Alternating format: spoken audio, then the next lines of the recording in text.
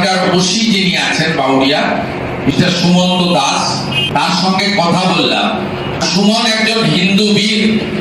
আপনারা অনুব্রত মণ্ডলকে ধরতে পারেন না, আপনারা রেফিউজদেরকে ধরতে পারেন না, আর এই সুমনের উপর টর্চার হচ্ছে, এটা আমার কথা। আমি ওনাকে বলেছি, উনি অস্বীকার করছেন। যে আমি বললাম এই কেসের আইও আছেন একজন শাহজাহান বলে এসআই। আপনার এসআই কে আইও কে বলুন গণতান্ত্রিক ভারতবর্ষে সংবিধান মেনে তার যে ডিউটি সেটা করতে এবং পিসি চলাকালীন সুপ্রিম কোর্টের যে ডাইরেকশন আছে সেটা মেনে চলতে হবে। এটাও আমাদের কাছে উদ্বেগের।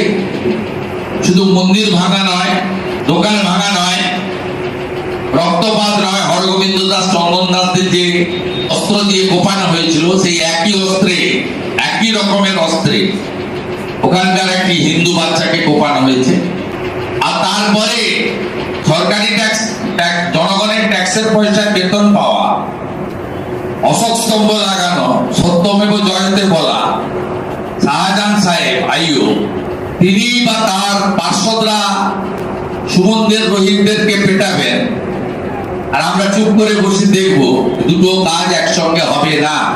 আমি পরিষ্কারভাবে কথা বলছি, আমরা এদের জামিনে মুক্ত করার জন্য লিগ্যাল সাপোর্ট বিজেপি দেবে। যদি 15 তারিখে লোয়ার কোর্টে না হয়, হায়ার কোর্টে আমরা যাব। এদের মধ্যে যারা অর্থনৈতিকভাবে দুর্বল, তাদের সংসার যাতে তারা চালাতে পারে, তাদের বাড়ির আর্নিং মেম্বার যেহেতু জেলে, তার ব্যবস্থা পার্টি বিজেপির পক্ষ থেকে আমরা করেছি।